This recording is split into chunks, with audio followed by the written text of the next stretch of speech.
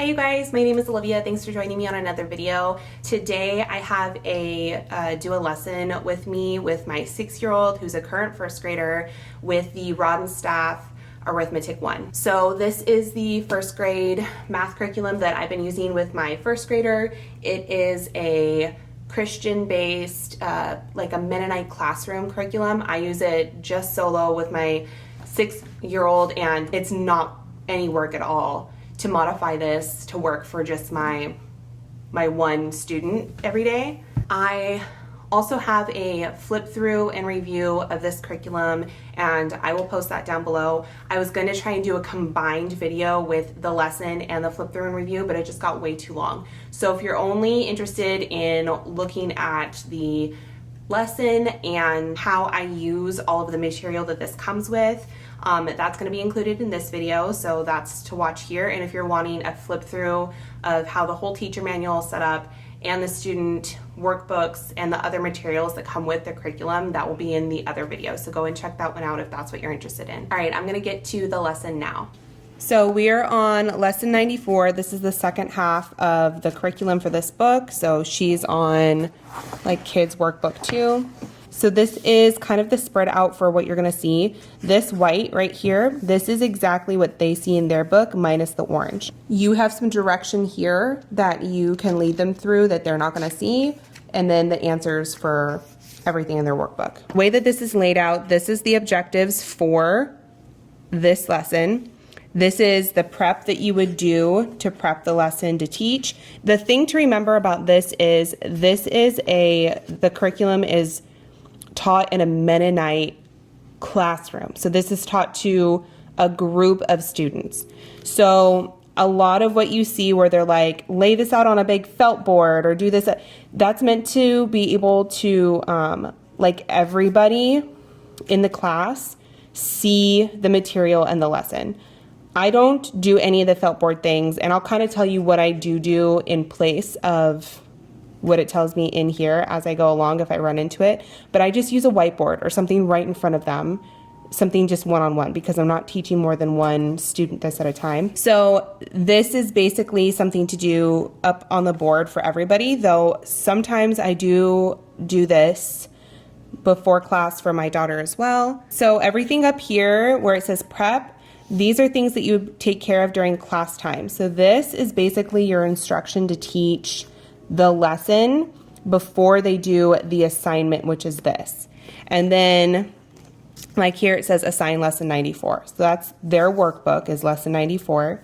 And technically all of this is what you do before then. We don't always do all of this.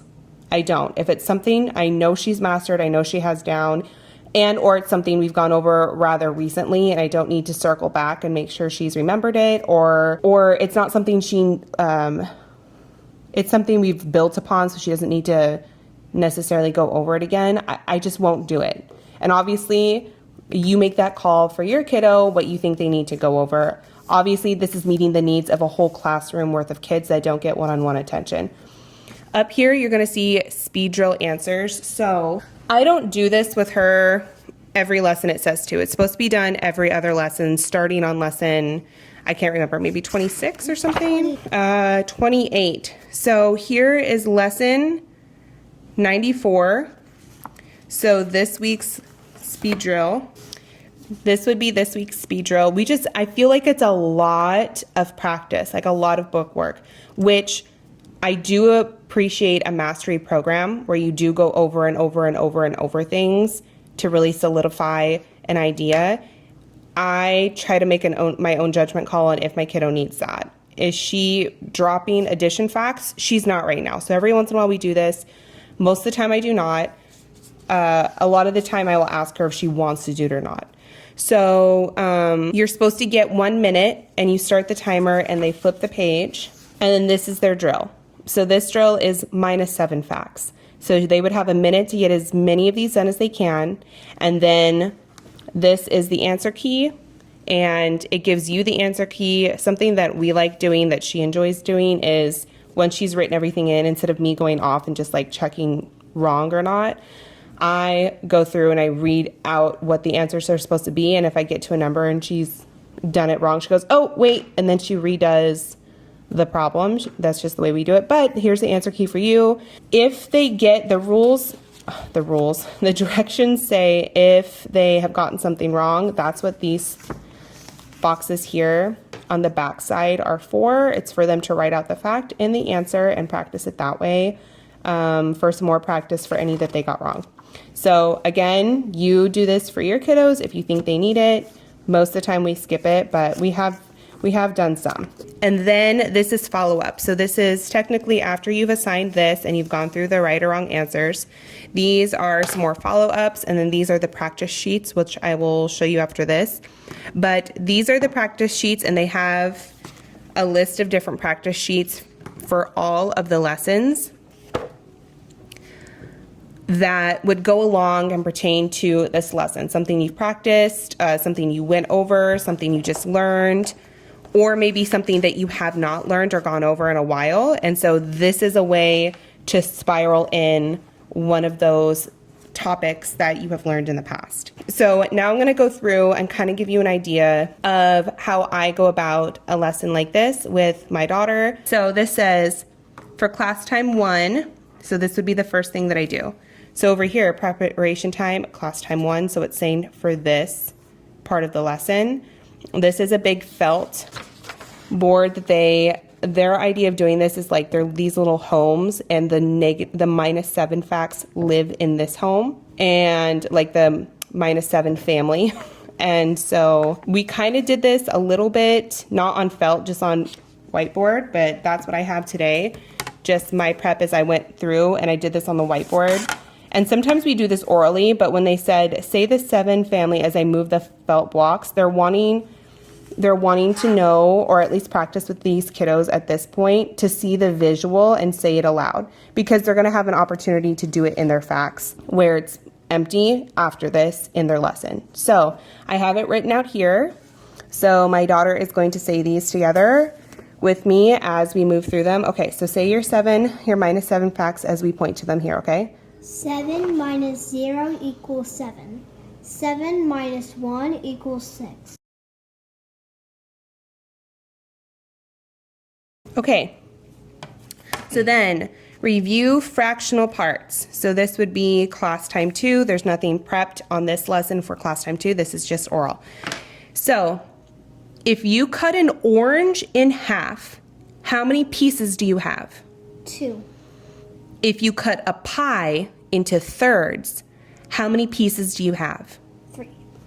If you cut a sandwich into fourths, how many pieces do you have? 4. 4. So we've already gone through, this is something we've already learned. So that's why this can just be an oral thing, but there have been fractional instructions in the past. So that's why they're reviewing this in an oral way. So count by 2s. This is something we just picked up in a lesson the last couple of times, and we've been learning to count by 2s. Actually, the way they did it was really cool, and I'm going to kind of show you real fast. So they put it in this follow-up for lesson 92, and then we did a lesson. It was in the actual class time for the next lesson, which we did yesterday. So the way they did this is listen while I count to 20. So all of the bold numbers are the words that I would say loudly. So I counted to 20 for her like this. 1, 2, 3, 4, 5, 6. And then you ask them to count with you in the same way. So they count along with you. 1, 2, 3, 4. So then they hear all of those 2 sounds out loud. Count to 20 again, and I'm going to write the loud numbers on the board. So I did write out 2, 4, 6, 8 through 20. And then so now we just said the numbers on the board. This is counting by 2s. So then we had another lesson on counting by 2s in our actual class time yesterday, and this time we worked up through 40. And then we discussed any of the numbers you see ending in these, because we wrote out the numbers 2 to 40 that were by 2s. Any of the numbers you see ending in these are in the 2 fact family. So then here we have more follow up. So point to the large number 2. This is like because they're learning 2 facts in a big classroom. You could also do this just one-on-one in your classroom. I don't have that much wall space. That's not something I'm doing right now. The numbers for counting by 2s are, so this is what we're going to do now, except I don't have this big large number 2. And so this is a hundreds number chart I got in her Moving Beyond the Page curriculum for ages 4 to 5-year-olds 2 years ago, 3 years ago, 2 years ago. And I'm just repurposing it because it's in great shape and it works just as well as another number line that they would like you to use here. So we're going to use this as we count by 2s. The numbers for counting by 2s are 2, 4, 6, 8, and 0. So say it again. 2, 4, 6, 8, and 0. Anything that ends with a 0, a 2, 4, 6, 8, or 0 are part of the 2 facts. Okay, so look for the numbers with 2, 4, 6, 8, and 0 as we hop down the number line to 50. It's literally scripted out for me right here. All right, so we're gonna count by 50 and we're gonna hop 2 numbers at a time when we count by 2s, okay? So point to the 2. So now let's say them aloud together. 2, 4, 6, 8, 10. Let's see your number on your finger on the number line. What's the next number? Yep. 12, 14, 16, 18, 20, 22, 24, 26, 28, 30, 48, 50. All right, great. So now we're counting by 5s to 100. It says do the missing number samples, counting by 5s. It wants you to write it out here and then have them fill in the blank as you do it together. She's really great with 5. She's been doing it since kindergarten, so we're just going to count by 5. So we're going to count by 5 starting at 40, and then I'll tell you to stop when you need to stop, okay? 40. 45. 50. 55, 60, 65. All right, and now we're going to start. What comes before 10 if we're counting by 5s? 20. No, what comes before 10 if we're counting by 5s? 5. 5, yes. So go ahead. 5, 10, 15, 20, 25, 30. Okay, we're going to stop and we're going to skip ahead to 75. So 75 is your first number, and then I want you to count 5s to 100, okay? So 80, 85, wait, I got it. 90, 95, 100. Okay, 100, great. Then it says larger and smaller. So a number with more is larger. A number with less is Smaller. So it says here, let individuals circle their choice in each box, because you're supposed to, again, have written it out, and say this number is blank. She already does larger and smaller really well. I'm skipping this. She already knows this. So then it says do speed drill 34. So that's when I would have brought in the speed drill. We're not doing that today. Assign lesson 94. So this has a verse in it. God makes the cold snow, and God makes it melt again. He sendeth out his word, and melteth them. He causeth his wind to blow, and the waters flow. Psalm 147:18. So go ahead and bring your workbook down. Can I see this real fast? So this is what her workbook looks like. So she has the -7 family to write in here. And we've been practicing these since addition with 1 family. So she kind of understands the vibe here for how to fill this in, which you will learn also if you do it. So, and then there are some subtraction facts here. This is counting by 2s. It's going to want her to fill in the number 2s on here. Again, I will move along with the workbook for that with you guys. This is some fraction work. And then this is working on word problems. So my instruction for her is write family 7. Can I say it out loud? Yeah, you can definitely say it aloud. So I tell her you can say your facts aloud as you do them if that helps you do them better. if that helps you recall or memorize it. You can whisper it, what have you. So I'm really loose with that. We've been working on the -7 family for several lessons now, and she pretty much has these down. I'm gonna have her just choose 2 lines from your workbook to go ahead and fill in. So she gets to choose any of these lines. They're not all 7 family. Some of them are review from other families that we've done, and she gets to choose 2 lines that she wants to do. So she's gonna fill those in, and then we're gonna go over them. All right, she said she did the top line and the bottom line. So I'm going to read out these answers to her. So the answers should read 1, 5, 2, Yep. 4, 1, 3, Yep. 6, 1, 0. Yep. And the bottom line should read 3, 1, 2, Yep. 3, 5, 2, Yep. 4. Yep. All right, so next you're going to count by 2s and write them on the skipping line in your workbook, okay? So right here is where you're going to start. So you start with what? 2, 2. 4, Good, right. It has to end with a 0. So now we're going to start over again and write the next set of numbers that have 2 in it, right? 12. 12. It's a 0, Okay, yeah. right? Because 18, and then it would be 19, and then 20. So 20 ends with a 0. 20, So 20, and then what's the next number? 22. 22. So we kind of just went on our way with our lesson because we're just used to the format and what it asks for, and she's been taught these topics already. So it said trace the line, then write the denominator. So we learned what a denominator was, and so far we have worked on fourths and halves and thirds. So she wrote these and got them correct in her workbook. Do the story problem. So the story problem says 6 flakes land on a rock, then 5 flakes melt. How many flakes are left? So we were taught to write the number from the first line, and then what it is we're talking about, the number from the second line, and what it is we're talking about. And then we learn to identify if it's going to be addition or subtraction that the story's asking for. So if 5 flakes melt, that means there's 5 less. We're going to use this as a subtraction sign here in the gray circle it provides.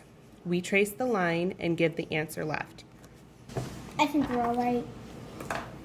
Left in the lesson is follow-up, and each day the follow-up is going to be a little bit different. Some of them, I do them often, but not all the time, especially if it's preparing for a new topic that we have not learned before. I will definitely do the follow-up. So in here it lists practice sheets. These are sold separately. It doesn't usually come with the set. I rarely do the practice sheets with her because I feel like she masters what we do with the repetition within the lesson. There are some times when I will do them. So here in this lesson I'm showing you in follow-up, this is a drill that we are going to be doing 7 family word problems for subtraction.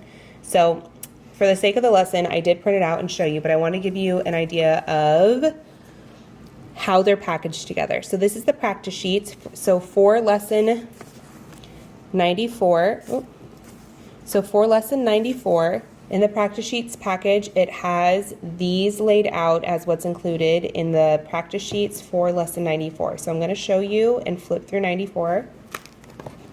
It's wanting for this follow-up. This is going to be Form D. So I'm going to show you how they're titled in the practice sheets, but here, Form D. I keep them here in this big binder. So these are the practice sheets for beginning arithmetic grade 1, which is what we're in. So up here in the top right is in the circle, this is going to be the lesson you're working on. And then this title up here, this tells you which worksheet it is. So we're going to flip to lesson 94. There's practice with place value. There's some money, some number facts. Sometimes they have dot to dots. There's the number families.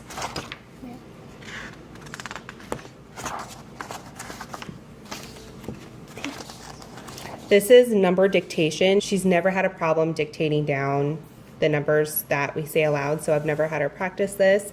This is writing practice. But if you know that your kiddo needs extra help on one of these topics, I love that all of this extra help is included in here. Here's how their skip counting is laid out: counting by tens, counting by ones. In this instance, it's by fives. Here we have some denominator fractional practice. Okay, I want to kind of show you an example of the dot to dot. Sometimes these are just fun for kiddos to do and then color in. This is dot to dot skip counting by twos, 2, 4, 6, 8. It's a slice of pie. It looks like a fish that's sad. Oh, this is the mouth, the mouth? Yeah. Oh, okay. That's funny. All right, so this is the story problem dictation. This is Form D that they're wanting to do in this drill, but these are the different practices that they have on here for the kiddos for this lesson. So subtraction family 7, she's got these down. I'm not going to ask her to do them. Sometimes these lessons say more, sometimes it says less, so you would just either circle the smaller number if it says for less, or you would circle the larger number if it says more. So you would just go through and for each of these boxes kind of circle what it is they're asking you to do. She doesn't need help with that. This is identifying money and then counting money. This is kind of fun because we learn singly each one of these coins and practice and counting that way. I also love that it has the backs of them on here too, just for identification. But she doesn't need to do that. She's got it. Some more facts. Again, I feel like we went through a lot and she doesn't need to do these. And then here would be lessons for the practice sheets for lesson 95. So I did make a copy of Form D, and we're going to do that in our lesson now. The speechual answers are all threes. 3, 3, 3, 3, 3, 3. Oh, that's kind of fun. Sometimes they do that. Sometimes they're all ones or fives or like what have you. Okay, it says to print the word boys on a chalkboard for the label, so I'm just going to put the word boys up here. She knows how to spell it, but just, you know, for the sake of the lesson, you're going to be writing the word boys, all right? So these are subtraction problems, and you're going to put the minus in that gray spot that it's provided you here, all right? So A, so in the arrow box, I don't know if you guys got a good look at that, but they tell you in the certain boxes, and oftentimes they have, especially when they're doing dictation, they're saying next to the arrow, next to the apple, next to this, next to that. So in the arrow box, 7 boys play. 7 boys. All right. Then one of them runs away. What the? How many boys are left?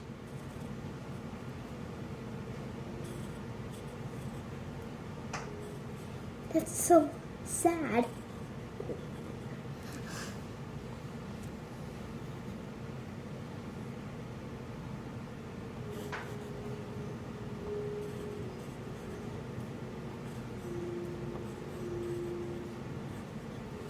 Okay, that's correct. So next, in the button box. Oh, I thought that was a banana. You thought this was a banana? Yeah, like a top the banana. Oh, like a sliced banana. Mm-hmm. All right, in the button box, 7 boys play. 7 boys play.